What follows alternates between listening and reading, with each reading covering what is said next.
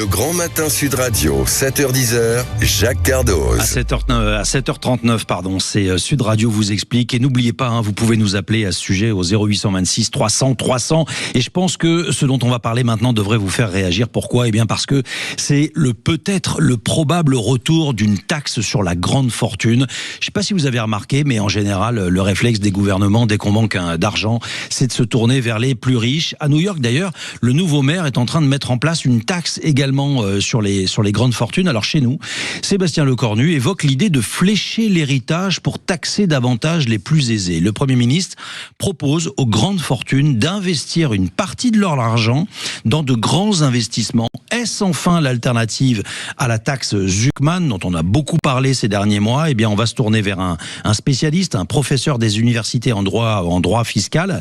C'est Frédéric Douai. Bonjour Monsieur Douai, soyez le bienvenu sur l'antenne de Sud Radio. Expliquez-nous, quel serait le mécanisme de cette taxe ? Bonjour, merci de m'accueillir. L'idée, on reprend, si vous voulez, le psychodrame de la taxe Zuckman qui a eu lieu l'année dernière. Donc, sont concernés très peu de foyers en France. Ce sont les 1800 foyers fiscaux les plus fortunés, c'est-à-dire les personnes qui détiennent un patrimoine de plus de 100 millions d'euros. D'accord. Donc l'idée est de leur dire, plutôt que de vous soumettre à la taxe Zuckman, on va remplacer ça finalement par ce qu'ils appellent un fléchage des successions. C'est-à-dire qu'on va vous dire, voilà, on ne va pas augmenter les droits de succession, mais en contrepartie, vous allez vous engager à orienter une partie de votre fortune par exemple, vers la défense, vers l'innovation, vers la recherche. C'est ça l'idée. Ouais, si ces très hauts revenus, en effet, plus de 100 millions d'euros, si ces très hauts revenus ne le font pas, qu'est-ce qu'ils risquent ?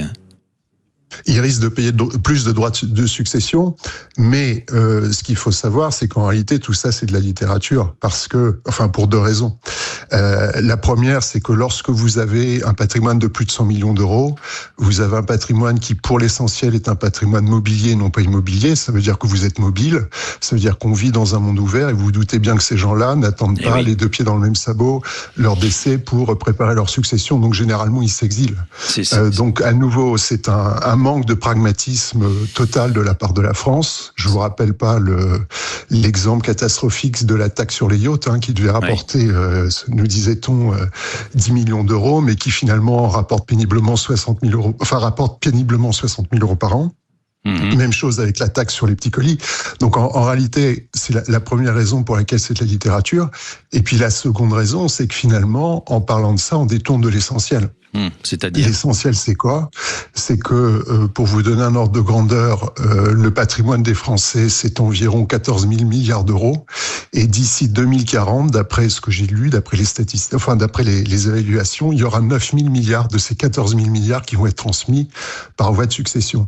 Or, moi, ce qui m'intéresse, ce sont pas les 1800 foyers fiscaux les plus fortunés, mais ce sont plutôt tous les autres. Et en réalité, tous les autres sont fortement taxés et le sont de plus en plus. Je vous rappelle que la France, oui. À vous écouter, on a le sentiment qu'on n'arrive pas à trouver la parade, on n'arrive pas à trouver la solution.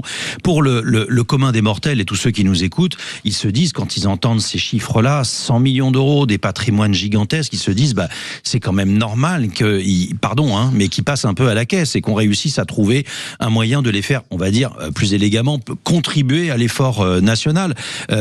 Cette taxe-là, vous pensez qu'elle ferait fuir automatiquement un certain nombre de patrimoines ? Déjà, beaucoup d'entre eux ont déjà quitté la France. Il ne s'agit pas de dire que ces gens-là ne doivent pas payer, c'est pas du tout mon propos. Sûr. Mais il faut savoir déjà qu'en France, nous sommes l'un des 4 pays au monde dans lequel les droits de succession sont les plus élevés. Oui, j'entends bien, mais depuis la disparition de la taxe sur les grandes fortunes, en réalité, il y a un mécanisme qu'on n'arrive pas à trouver. Et on avait le sentiment avec cette idée, alors elle vient en plus du prix Nobel d'économie, c'est Philippe Aghion qui l'a suggéré lors des rencontres de l'économie à Aix-en-Provence, et on avait le sentiment que Sébastien Lecornu avait trouvé la bonne solution.